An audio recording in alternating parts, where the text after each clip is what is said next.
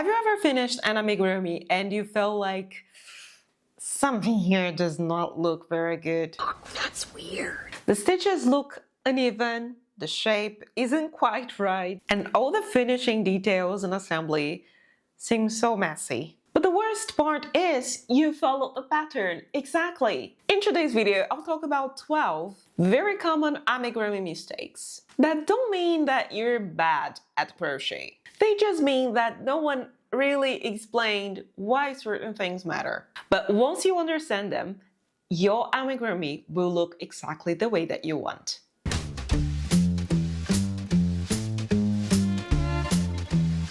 Hey everyone, if you're new here in the channel, I am Bianca from Crocheniacs, and if you want to learn how to crochet amigurumi from scratch, or if just like me, you love everything amigurumi related, then this is the right channel for you. But before we start, a teacher training here. Mistakes are not failures. Let's look at them as information. Every bad-looking amigurumi is teaching you something, if you know what to look for. Number one, hook size, and this changes everything. Choosing the hook size written on the label is one of the biggest mistakes that you can commit when it comes to crocheting amigurumi. And why it matters? Because amigurumi needs a dense fabric so the stuffing doesn't show off. I tend to believe that the sizes that they recommend in the label are for wearables, not for amigurumi. At least the yarn that I have here, and though all the yarn that I tested throughout this 10 years crocheting amigurumi is the size that I usually use when I am crocheting some garments, not amigurumi. For that, I would strongly recommend you size down 2 or 3 hook sizes, depending on the yarn, of course. This is something that you need to test yourself. I have yarn labels here that recommend 4mm crochet hook size, and I crochet amigurumi with a 2.5. And I know people that with the exact same yarn can use a 3 or a 2. So it all depends, of course, on your crochet tension and also how you want your amigurumi to look like in the end. But sizing down is a must. And these alone will already fix a lot of your problems. Mistake number 2, yarn over versus yarn under. And the mistake is not choosing one or the other. Is not understanding how your stitches are formed. You all know I am a huge advocate for the yarn under technique, and I will not tell the reasons why, because otherwise this video would be too long. I already have lots of videos here explaining the difference between yarn under and yarn over, why to choose one or the other, and all the different types of single crochet that not all the types, but 4 types of single crochets that exist and can be done for amigurumi. I will link them in the description of this video, but here you can see the thumbnail so you can do your research after you watch this one. But all I want to say with this mistake number 2 is that it's important for you to understand and to test all the types of single crochet and see what adapts to you, the yarn that you use, your crochet tension, and the crochet hook size that you have, the one that you like to work. It's not that one is the correct way or one is the wrong way. They are different styles. I know people who make amazing, and again, I am a huge yarn under advocate. I like that. I like the shape. I like the X shape. I like how my amigurumi looks like with that. But I know people who make amazingly beautiful crochet designs using the yarn over technique. So it is a matter of preference sometimes, and testing and knowing what works for you is a game changer. Mistake number 3 is interesting. Number 3, stuffing is not just fillet and close.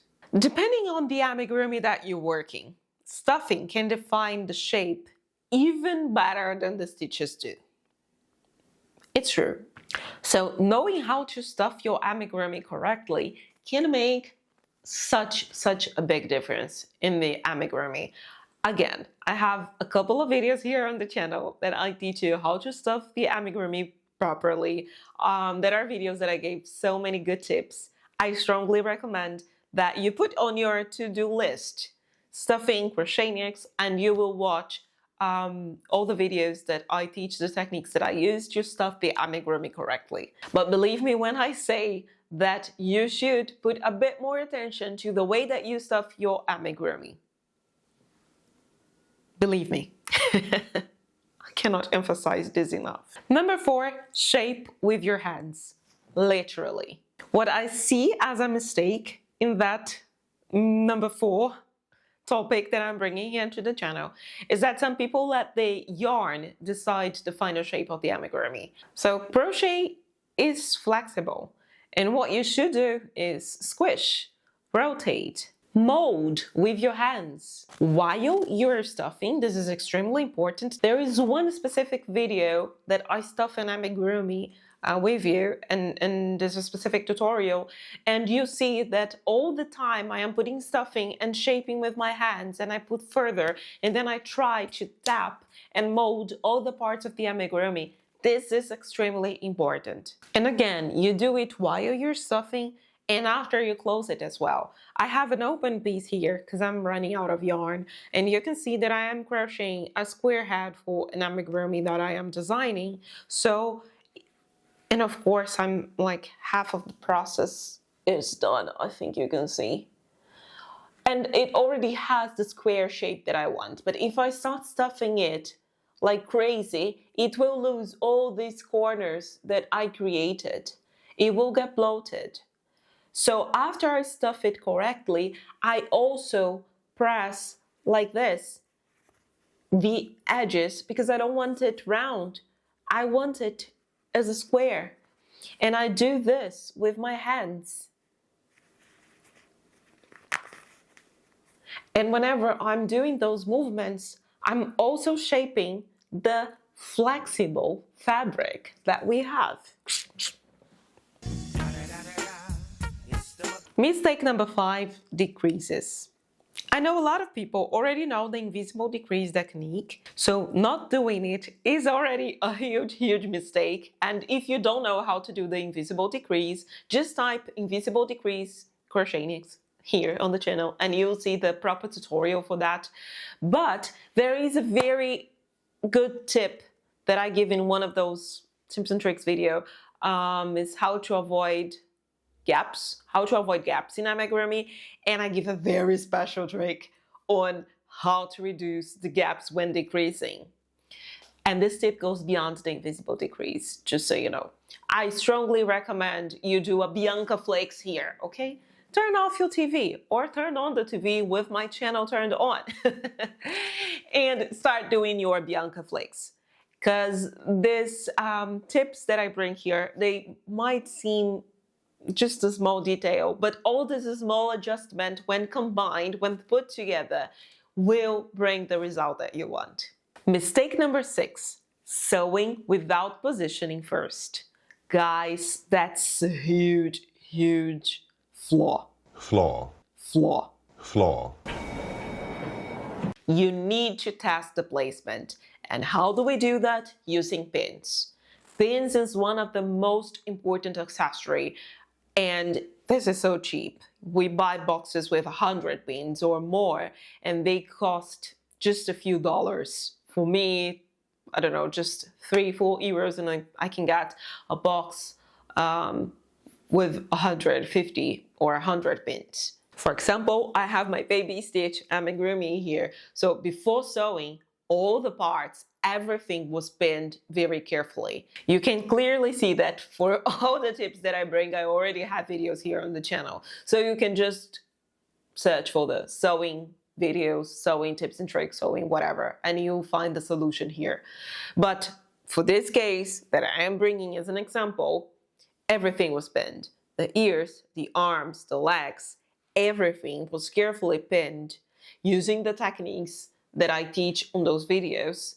So once I sewed all the amigurumi parts, I didn't need to do them twice.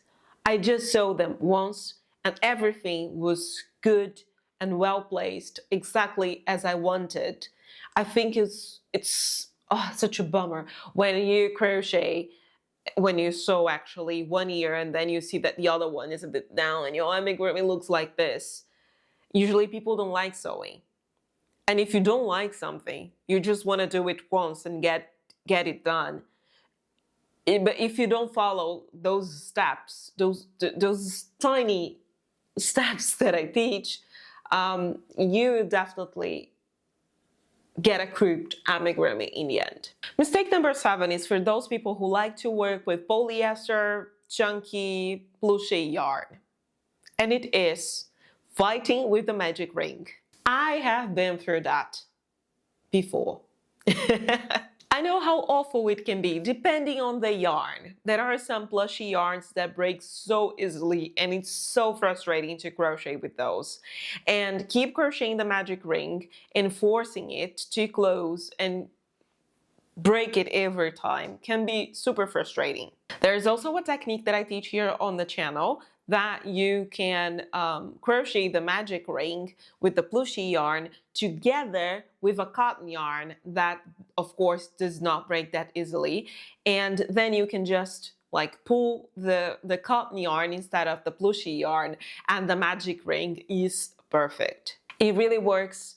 And I have a plushy yarn from a brand that is awful, one of the worst brands that I have ever worked with, and I couldn't finalize a magic ring without this cotton technique. So if that's your case, if this is something that you struggle with the yarn that you have at home, I strongly recommend you follow this technique here.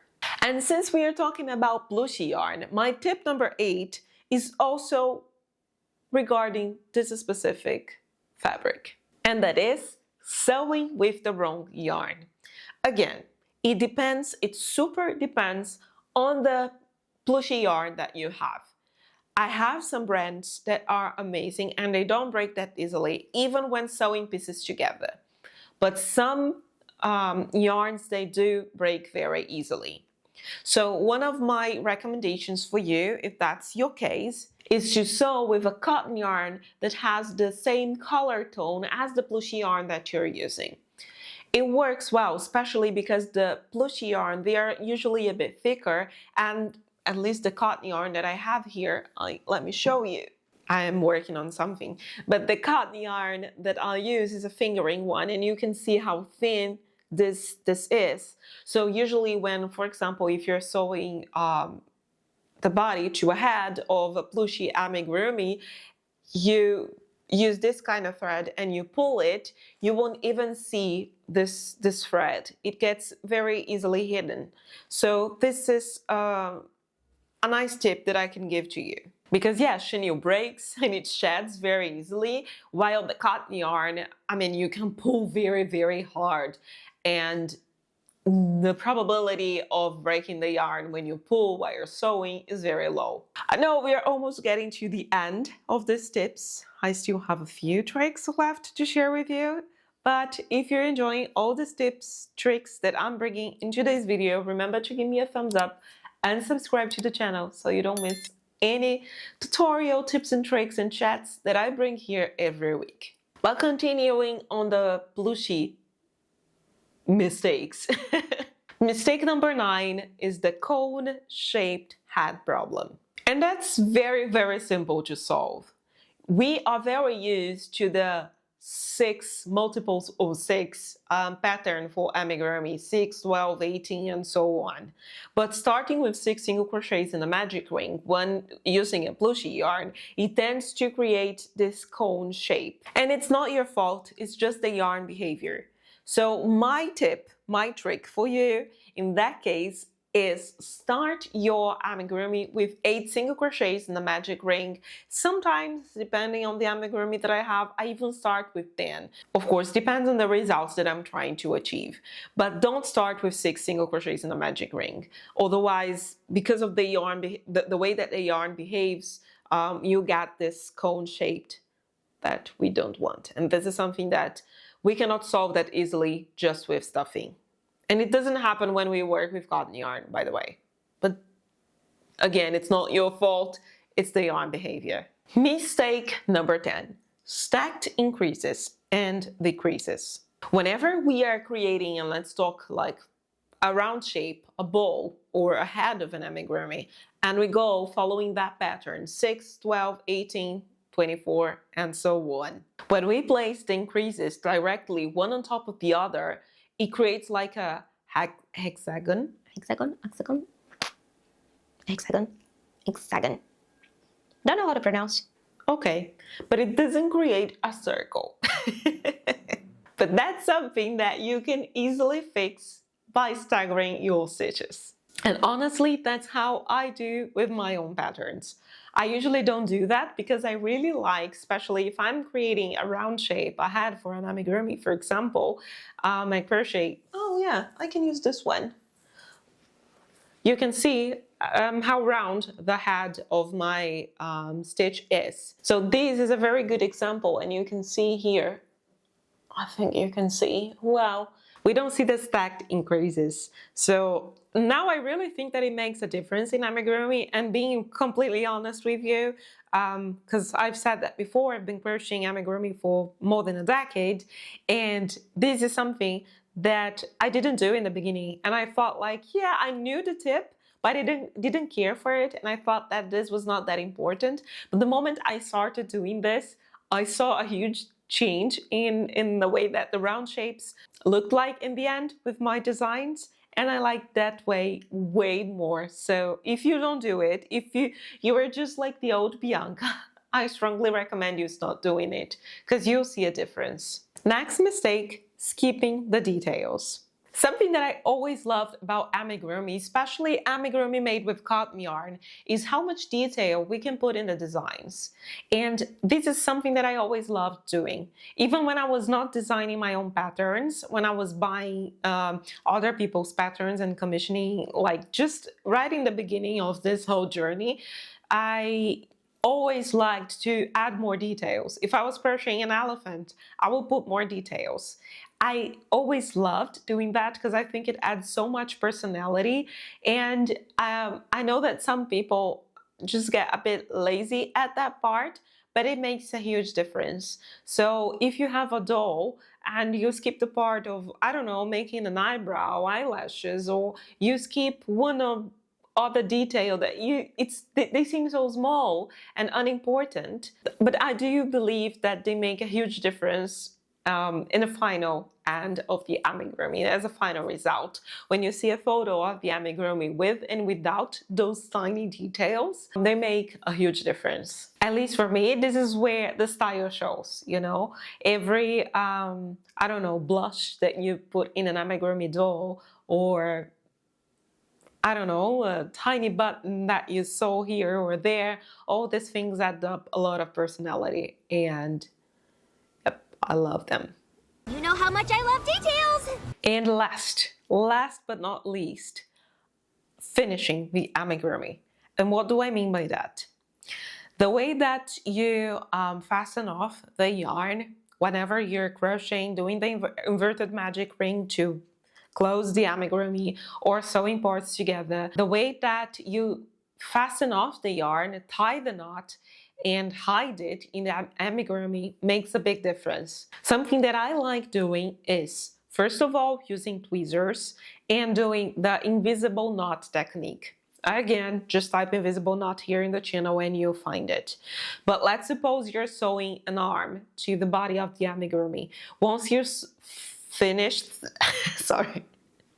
Once you finish sewing and you want to fasten off the yarn, I like doing the invisible knot technique, and then I hide the knot from the invisible knot either by pulling it a bit harder inside the amigurumi or using tweezers. Tweezers are very important, by the way, but I mean, if I wanted to give all the tips, I would say like 20-30 tips for amigurumi that I think they are useful. So I wanted to narrow down to 12 and I am putting more tips in the tips. But anyways, tweezers with the invisible knot make a very good combination to finish, to give a neat and professional finish to your amigurumi. And that's it. I know this video was a lot. There's a lot of information here, and I was constantly giving you more and more tips and like, hey, check this, check this. But if there's one thing I want you to leave this video and put in your heart, you are not bad at crochet, and your amigurumi does not look off because you're not good at it. There's just a lot of details that perhaps no one explained to you before, and a lot of things that demands practice. The way that I see is that amigurumi is a system. And it's way more than knowing how to crochet the magic ring in a single crochet. There are lots of things that need to be put together in order to achieve the final result that you want so much. It all makes sense now. But once you understand the system and you master it, you see that everything becomes automatic and it's way easier than you can think. But that's it. Thank you so much for watching. Remember to give me a thumbs up and subscribe to the channel so you don't miss anything that I bring here every week. But I'll leave you this video here because I'm pretty sure you will like it too.